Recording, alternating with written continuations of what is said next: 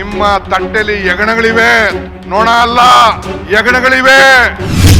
ಬೇರೆಯವರು ಅಧಿಕಾರದಲ್ಲಿ ಇರ್ತಕ್ಕಂಥದನ್ನ ಸಹಿಸಲಿಕ್ಕೆ ಸಾಧ್ಯ ಆಗದೆ ಇರ್ತಕ್ಕಂಥ ಮನಸ್ಥಿತಿ ಇರ್ತಕ್ಕಂಥವ್ರು. ಬಿಜೆಪಿ ಜೆಡಿಎಸ್ ಹೆಸರಲ್ಲಿ ಡಿಕೆಶಿಗೆ ಖಡಕ್ ಎಚ್ಚರಿಕೆ ಕೊಟ್ಟರ ಸಿದ್ದರಾಮಯ್ಯ.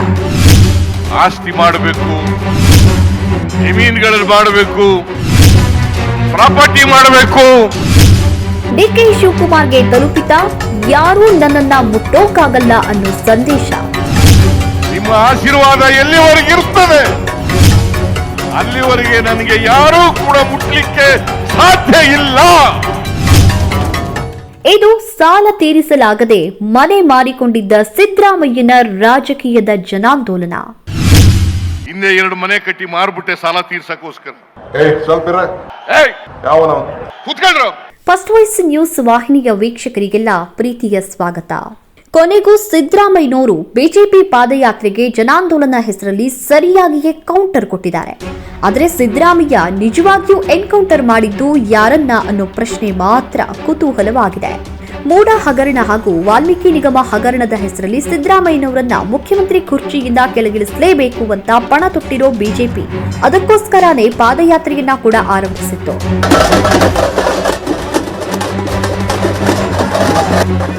ಈ ಹಿಂದೆ ಸಿದ್ದರಾಮಯ್ಯನವರು ಬಳ್ಳಾರಿ ಪಾದಯಾತ್ರೆ ಮೂಲಕ ಹಾಗೂ ಡಿಕೆ ಶಿವಕುಮಾರ್ ಮೇಕೆದಾಟು ಪಾದಯಾತ್ರೆ ಮೂಲಕ ತಮ್ಮ ರಾಜಕೀಯ ಅಸ್ತಿತ್ವಕ್ಕೆ ಬಲ ಪಡ್ಕೊಂಡಿದ್ರು. ಹಾಗಾಗಿ ಅವರಿಗೆ ಪಾದಯಾತ್ರೆಯ ಶಕ್ತಿ ಗೊತ್ತಿರೋದ್ರಿಂದ ಬಿಜೆಪಿ ಹಾಗೂ ಜೆಡಿಎಸ್ ಸೇರಿ ಮಾಡ್ತಿರುವಂತಹ ಪಾದಯಾತ್ರೆಯನ್ನ ಆರಂಭದಿಂದಾನೇ ಸಕ್ಸಸ್ ಆಗದೆ ಇರೋ ಹಾಗೆ ನೋಡ್ಕೋಬೇಕು ಅಂತ ಕಾಂಗ್ರೆಸ್ ಪ್ರಯತ್ನವನ್ನ ಮಾಡಿಕೊಂಡೇ ಬಂದಿತ್ತು. ಈಗ ಜನಾಂದೋಲನ ಸಭೆ ಹೆಸರಲ್ಲಿ ಮೈಸೂರಲ್ಲಿ ಪ್ರಯತ್ನದ ಕ್ಲೈಮ್ಯಾಕ್ಸ್ ನಡೆದಿದೆ.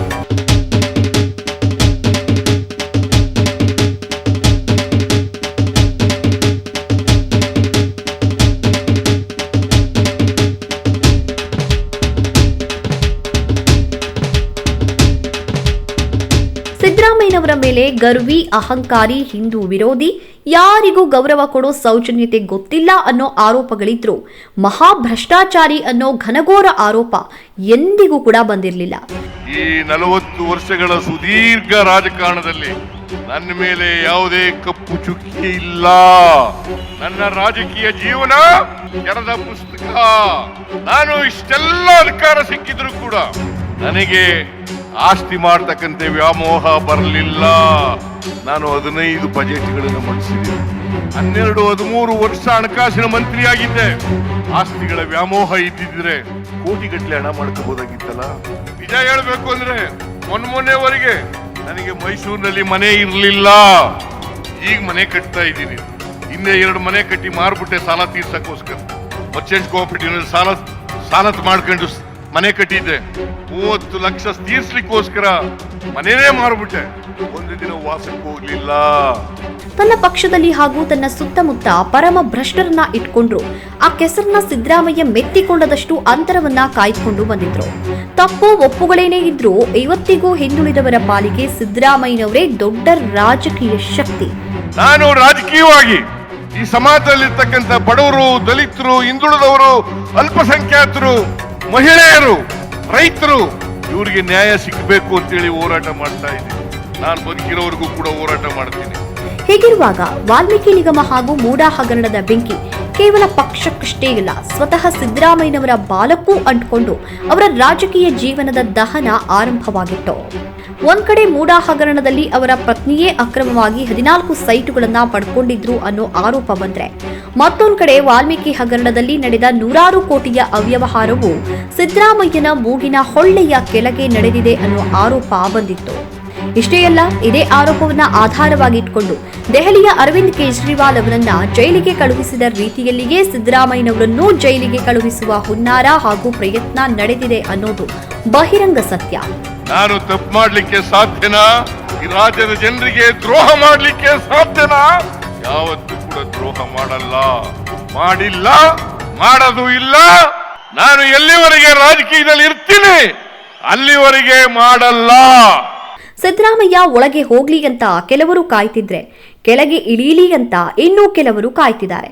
ಇದೆಲ್ಲದಕ್ಕೂ ಸಿದ್ದರಾಮಯ್ಯನವರು ಜನಾಂದೋಲನ ಸಭೆಯಲ್ಲಿ ಉತ್ತರವನ್ನ ಕೊಡೋ ಪ್ರಯತ್ನ ಮಾಡಿದ್ದಾರೆ.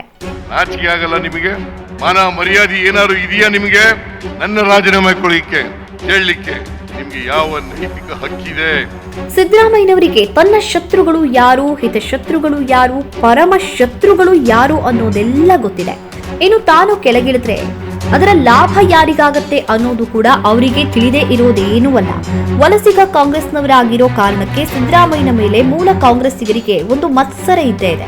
ಸಿದ್ದರಾಮಯ್ಯ ಕಾಂಗ್ರೆಸ್ಗೆ ಬಂದಿರೋದ್ರಿಂದ ಪರಮೇಶ್ವರ್, ಮಲ್ಲಿಕಾರ್ಜುನ್ ಖರ್ಗೆ, ಆರ್.ವಿ. ದೇಶಪಾಂಡೆ, ಎಚ್.ಕೆ. ಪಾಟೀಲ್, ಜನಾರ್ದನ್ ಪೂಜಾರಿ, ಜಾರಕಿಹೊಳಿ ಮೊದಲಾದವರೆಲ್ಲ ಸ್ಪರ್ಧೆಯಿಂದಾನೇ ಹೊರಗೆ ಹೋಗುವಂತಾಯ್ತು. ಆದರೆ ಡಿ.ಕೆ. ಶಿವಕುಮಾರ್ ಅಧ್ಯಕ್ಷರಾಗಿ ಆಯ್ಕೆಯಾದ ಮೇಲಂತೂ ತಾನು ಮುಖ್ಯಮಂತ್ರಿಯಾಗಲೇಬೇಕು ಅನ್ನೋ ಒಂದೇ ಗುರಿ ಇಟ್ಕೊಂಡು ಕೆಲಸವನ್ನ ಮಾಡತೊಡಗಿದ್ರು. ನಾನು ಒಂದ್ ಹೇಳ್ತೀನಿ, ಯಾರನ್ನೂ ಬಿಡ್ಲಿಲ್ಲ, ಹಂಗೆ ಸಿದ್ದರಾಮಯ್ಯನ್ ಬಿಡ್ತಾರೇನ್ರಿ? ಕಳೆದ ವಿಧಾನಸಭೆಯಲ್ಲಿ ಕಾಂಗ್ರೆಸ್ ಬಹುಮತ ಪಡ್ಕೊಂಡ ಮೇಲಂತೂ ಡಿಕೆಶಿ ಇನ್ನೇನು ಸಿಎಂ ಕುರ್ಚಿಯಲ್ಲಿ ಕೂತೇ ಬಿಟ್ಟೆ ಅನ್ನುವಷ್ಟು ಹತ್ತಿರ ಹೋಗಿದ್ರು. ಆದ್ರೆ ಮತ್ತೆ ಸಿದ್ದರಾಮಯ್ಯನವರೇ ಮೇಲುಗೈ ಸಾಧಿಸಿ ಎರಡನೇ ಬಾರಿ ಮುಖ್ಯಮಂತ್ರಿಯಾಗಿ ಡಿ.ಕೆ. ಶಿವಕುಮಾರ್ ಜೀವನದ ಬಹುದೊಡ್ಡ ಆಸೆಗೆ ತಣ್ಣೀರನ್ನ ಎರಚಿದ್ರು. ನನಗೂ ಯಾರ ಬಗ್ಗೆ ನಂಬಬಾರದು ಅಂತೇಳಿ ನನಗೆ ಚಲುವಾಯಿಸ್ವಾಮಿ ಬಗ್ಗೆನೂ ನಂಬಿಕೆ ಇಲ್ಲ, ಕೃಷ್ಣ ಬೈರೇಗೌಡರ ಬಗ್ಗೆ ನಂಬಿಕೆ ಇಲ್ಲ, ಲಕ್ಷ್ಮೀ ಹೆಬ್ಬಾಳ್ಕರ್ ಬಗ್ಗೆನೂ ನಂಬಿಕೆ ಇಲ್ಲ, ಮುನಿಯಪ್ಪನವ್ರ ಬಗ್ಗೆನೂ ನಂಬಿಕೆ ಇಲ್ಲ, ಸಂತೋಷ್ ಬಗ್ಗೆ ನಂಬಿಕೆ ಇಲ್ಲ. ಅಲ್ಲಿಂದಾಚೆಗೆ ಡಿಕೆಶಿ ಕನಸು, ಗುರಿ, ಆಸೆ, ಆಕಾಂಕ್ಷೆ ಎಲ್ಲ ಒಂದೇ. ಒಂದು, ಸಿದ್ದರಾಮಯ್ಯ ಮುಖ್ಯಮಂತ್ರಿ ಸ್ಥಾನದಿಂದ ಕೆಳಗಿಳಿಬೇಕು, ಇಲ್ಲ ಇಳಿಸಬೇಕು. ಹೀಗಿರುವಾಗಲೇ ಸಿದ್ದರಾಮಯ್ಯನವರನ್ನ 2 ಹಗರಣಗಳು ಸುತ್ತಕೊಂಡ್ವು. ಇದನ್ನೇ ಬಂಡವಾಳ ಮಾಡಿಕೊಂಡು ಸಿದ್ದರಾಮಯ್ಯನವರನ್ನ ಇಳಿಸೋದಕ್ಕಾಗಿ ಡಿ.ಕೆ. ಶಿವಕುಮಾರ್ ಅವರು ಬಿಜೆಪಿ ಜೊತೆ ಗುಪ್ತವಾಗಿ ಕೈ ಜೋಡಿಸಿದ್ದಾರೆ ಅನ್ನೋ ಸುದ್ದಿ ಈಗಾಗಲೇ ರಾಜಕೀಯ ವಲಯದಲ್ಲಿ ಓಡಾಡ್ತಿದೆ. ಹಗರಣ ಹಗರಣ ಹಗರಣ ಹಗರಣ ಅಂತೇಳಿ ಬೊಬ್ಬೆ ಇಡ್ಲಿಕ್ಕೆ ಶುರು ಮಾಡಿದ್ದಾರೆ. ಅಲ್ಲಿ ಯಾವುದೇ ತಪ್ಪು ಮಾಡಿಲ್ಲ, ನನ್ನ ಆದೇಶ ಇಲ್ಲ, ನನ್ನ ಪತ್ರ ಇಲ್ಲ, ನನ್ನ ಸ್ಟೇಟ್ಮೆಂಟ್ ಇಲ್ಲ. ಆದರೂ ಕೂಡ ಸಿದ್ದರಾಮಯ್ಯ ರಾಜೀನಾಮೆ ಕೊಡಬೇಕು. ಡಿಕೆಶಿ ಬಹಿರಂಗವಾಗಿ ಬಿಜೆಪಿ ಹಾಗೂ ಜೆಡಿಎಸ್ ವಿರುದ್ಧವಾಗಿ ಮಾತಾಡಿದ್ರು. ಒಳಗೊಳಗೆ ಬಿಜೆಪಿ ನಾಯಕರ ಜೊತೆ ಒಪ್ಪಂದ ಮಾಡ್ಕೊಂಡಿದ್ದಾರೆ ಅನ್ನೋ ಅನುಮಾನ ಸಿದ್ದರಾಮಯ್ಯನವರಿಗೂ ಕೂಡ ಇದೆ. ಅನುಮಾನಗೇನು ಖಚಿತವಾಗಿಯೂ ಗೊತ್ತು. ಹಾಗಾಗಿ ಜನಾಂದೋಲನ ಸಭೆಯಲ್ಲಿ ನನ್ನನ್ನು ಯಾರೂ ಮುಟ್ಟೋಕಾಗೋದಿಲ್ಲ ಅಂತ ಪರೋಕ್ಷವಾಗಿ ಡಿಕೆಶಿಗೆ ಟಾಂಗ್ ಕೊಟ್ಟಿದ್ದಾರೆ.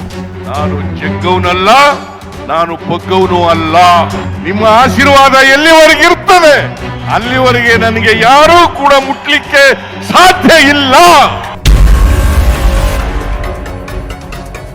ಇಷ್ಟೇ ಅಲ್ಲ, ತಾನು ಭ್ರಷ್ಟಾಚಾರ ಮಾಡೋ ವ್ಯಕ್ತಿಯಲ್ಲ, ನನಗೆ ಆಸ್ತಿ, ಜಮೀನು, ಬಿಲ್ಡಿಂಗ್ಗಳ ವ್ಯಾಮೋಹ ಇಲ್ವೇ ಇಲ್ಲ ಅಂತ ಮತ್ತೆ ಪರೋಕ್ಷವಾಗಿ ರಾಜಕೀಯಕ್ಕೆ ಬಂದು ಕೆಲವೇ ವರ್ಷಗಳಲ್ಲಿ ಸಾವಿರಾರು ಕೋಟಿ ಆಸ್ತಿ ಮಾಡಿಕೊಂಡ ಡಿ.ಕೆ. ಶಿವಕುಮಾರ್ ಅವರನ್ನ ತೀವಿದಿದ್ದಾರೆ. ಆಸ್ತಿ ಮಾಡಬೇಕು, ಜಮೀನುಗಳನ್ನು ಮಾಡಬೇಕು, ಪ್ರಾಪರ್ಟಿ ಮಾಡಬೇಕು, ಬಿಲ್ಡಿಂಗ್ ಗಳನ್ನು ಕಟ್ಟಬೇಕು ಅಂತಕ್ಕಂಥ ವ್ಯಾಮೋಹ ಇಲ್ಲ. ನಾನು ರಾಜಕೀಯ ಪ್ರಾರಂಭ ಮಾಡಿದ್ದು 0 ಇಂದ. ನಿಮ್ಗೆ ನಿಜ ಹೇಳಬೇಕು ಅಂದ್ರೆ 1983ನೇ ಇಸ್ವಿನಲ್ಲಿ ನಾನು ಡಿಪಾಸಿಟ್ ಹಣ ಕಟ್ಟಬೇಕಾದ್ರೆ ನನ್ನ ಹತ್ರ ₹1 ಇರಲಿಲ್ಲ. ಈ ಮೂಲಕ ಮುಂದೆಯೂ ಮುಖ್ಯಮಂತ್ರಿಯಾಗಿ ಆಡಳಿತ ನಡೆಸುವುದಕ್ಕೆ ನಾನೇ ಹೆಚ್ಚು ಅರ್ಹ ಅಂತ ಡಿಕೆಶಿಗೆ ಸಂದೇಶ ಕೂಡ ರವಾನೆ ಮಾಡಿದ್ದಾರೆ. ಹೀಗೆ ಭ್ರಷ್ಟಾಚಾರದ ವಿರುದ್ಧ ಮಾತನಾಡ್ತಾ ನನ್ನನ್ನ ಅಧಿಕಾರದಿಂದ ಕೆಳಗೆ ಇಳಿಸುವವರ ವಿರುದ್ಧ ಹೋರಾಟ ಮಾಡೋದಕ್ಕೆ ತನ್ನ ಅಭಿಮಾನಿಗಳಿಗೆ ನೇರವಾಗಿಯೇ ಕರೆ ಕೊಟ್ಟಿದ್ದಾರೆ. ಎಲ್ಲಿವರೆಗೆ ನಿಮ್ಮ ಆಶೀರ್ವಾದ ಇರ್ತದೆ, ನಿಮ್ಮ ಪ್ರೀತಿ ಅಭಿಮಾನ ಇರ್ತದೆ, ಅಲ್ಲಿವರೆಗೆ ನನ್ನನ್ನ ಅಲುಗಾಡಿಸ್ಲಿಕ್ಕೆ ಸಾಧ್ಯ ಇಲ್ಲ, ನಮ್ಮ ಸರ್ಕಾರವನ್ನ ಅಲುಗಾಡಿಸ್ಲಿಕ್ಕೆ ಸಾಧ್ಯ ಇಲ್ಲ. ನೀವೆಲ್ಲರೂ ಕೂಡ ಯೋಧರಂತೆ ಹೋರಾಟ ಮಾಡ್ತೀರಿ ನನ್ನ ಪರವಾಗಿ ಅಂತಕ್ಕಂಥ ಸಂಪೂರ್ಣ ವಿಶ್ವಾಸ ನನ್ನಲ್ಲಿದೆ. ನೀವು ಹೋರಾಟ ಮಾಡ್ತೀರಿ ಅಲ್ವಾ? ಇದು ಹೆಸರಿಗೆ ಬಿಜೆಪಿ ಹಾಗೂ ಜೆಡಿಎಸ್ ವಿರುದ್ಧ ಅನ್ನಿಸಿದ್ರು ಈ ಸಂದೇಶ ಸ್ಪಷ್ಟವಾಗಿ ಡಿ.ಕೆ. ಶಿವಕುಮಾರ್ ಅವರಿಗೆ ಅನ್ನೋದು ಯಾರಿಗಾದರೂ ಕೂಡ ಅರ್ಥ ಆಗುತ್ತೆ. ಸಿದ್ದರಾಮಯ್ಯನವರು ಶಕ್ತಿ ಪ್ರದರ್ಶನ ಮಾಡೋ ಅಗತ್ಯ ಬಂದಾಗಲಿಲ್ಲ ಹೀಗೆ ಸಮಾವೇಶಗಳನ್ನ ಮಾಡಿ ಗುಡುಗೋದು ನಮ್ಮೆಲ್ಲರಿಗೂ ಕೂಡ ಗೊತ್ತಿರೋ ವಿಚಾರ. ಅವರ ಇಂತಹ ಸಮಾವೇಶಗಳು ವಿರೋಧ ಪಕ್ಷಗಳಿಗಿಂತ ಹೆಚ್ಚಾಗಿ ತಮ್ಮದೇ ಪಕ್ಷದ ಹೈಕಮಾಂಡ್ಗೆ ಅಥವಾ ತಮ್ಮದೇ ಪಕ್ಷದ ಕಾಲಿಡಿಯುವ ನಾಯಕಿಗಾಗಿಯೇ ಆಗಿರುತ್ತೆ ಅನ್ನೋದನ್ನ ಇತಿಹಾಸ ಕೂಡ ಹೇಳುತ್ತೆ. ನಾನು ಯಾವತ್ತೂ ಕೂಡ ದ್ವೇಷದ ಸೇಡಿನ ರಾಜಕಾರಣವನ್ನ ಮಾಡಲಿಲ್ಲ. ಬಹುಶಃ ನಾನು ಮಾಡಿದ್ರೆ ಇವತ್ತಿನ ಪರಿಸ್ಥಿತಿ ಉದ್ಭವ ಆಗ್ತಾ ಇರಲಿಲ್ಲ. ಹಾಗಾಗಿ ಈಗ ನಡೆದ ಜನಾಂದೋಲನ ಸಮಾವೇಶ ಕೂಡ ತಾನು ಯಾವುದೇ ಕಾರಣಕ್ಕೂ ಮುಖ್ಯಮಂತ್ರಿ ಸ್ಥಾನವನ್ನ ಬಿಟ್ಕೊಡೋದಿಲ್ಲ ಅನ್ನೋ ಎಚ್ಚರಿಕೆಯನ್ನ ಕೊಡೋದಕ್ಕಾಗಿಯೇ ಬಳಕೆಯಾಗಿದೆ ಅನ್ನೋದು ಡಿಕೆಶಿಗೂ ಕೂಡ ಅರ್ಥವಾಗಿರುತ್ತೆ. ಸಿದ್ದರಾಮಯ್ಯನವರು ರಾಜಕೀಯ ಪಟ್ಟುಗಳನ್ನ ಕಲಿತಿದ್ದೇ ರಾಜಕೀಯ ಗುರು ದೇವೇಗೌಡರಿಂದ. ಹಾಗಾಗಿ ಯಾರ್ಯಾರಿಗೆ ಯಾವ್ಯಾವಾಗ ಎಲ್ಲೆಲ್ಲಿ ಏಟುಗಳನ್ನ ಕೊಡಬೇಕು ಅನ್ನೋದು ಸಿದ್ದರಾಮಯ್ಯನವರಿಗೆ ತುಂಬಾ ಚೆನ್ನಾಗಿ ಗೊತ್ತು. ಗುರುವಿಗೆ ತಿರುಮಂತ್ರ ಹಾಕಿದ ಸಿದ್ದರಾಮಯ್ಯನವರಿಗೆ ಡಿಕೆ ಶಿವಕುಮಾರ್ ದೊಡ್ಡ ಲೆಕ್ಕವೂ ಅಲ್ಲ. ಇವರಿಗೆ ನನ್ನ ರಾಜೀನಾಮೆ ಕೇಳ್ತಕ್ಕಂಥ ಯಾವ ನೈತಿಕತೆ ಇದೆ? ಸದ್ಯಕ್ಕೆ ಸಿದ್ದರಾಮಯ್ಯ ಪರೋಕ್ಷವಾಗಿ ಎಷ್ಟಿಗೆ ಡಿಕೆಶಿಗೆ ಉತ್ತರ ಕೊಡ್ತಿದ್ದಾರೆ. ಪರಿಸ್ಥಿತಿ ಏನಾದ್ರೂ ಕೈ ಮೀರಿದ್ರೆ ನೇರವಾಗಿಯೇ ಯುದ್ಧಕ್ಕೆ ಇಳಿದ್ದಾರೆ. ಆಗಂತೂ ತಾನು ಮುಖ್ಯಮಂತ್ರಿಯಾಗಿ ಉಳಿಯದೇ ಇದ್ರು ಡಿಕೆ ಶಿವಕುಮಾರ್ ಮುಖ್ಯಮಂತ್ರಿ ಆಗದಂತೆ ತಡೆಯುವುದಂತೂ ಶತಸಿದ್ಧ. ಆ ಶಕ್ತಿಯೂ ಸಿದ್ದರಾಮಯ್ಯನವರಿಗಿದೆ ಅನ್ನೋದು ಅಷ್ಟೇ ಸತ್ಯ. ನನ್ನ ಮಾತನ್ನು ಮುಗಿಸ್ತೇನೆ. ನಿಮ್ಮೆಲ್ರಿಗೂ ನಮಸ್ಕಾರ, ನಮಸ್ಕಾರ, ನಮಸ್ಕಾರ. ಮತ್ತಷ್ಟು ವಿಶೇಷ ಸುದ್ದಿ ಹಾಗೂ ಮಾಹಿತಿಗಳಿಗಾಗಿ ಫಾಲೋ ಮಾಡಿ ಫಸ್ಟ್ ವಾಯ್ಸ್ ನ್ಯೂಸ್ ಕನ್ನಡ.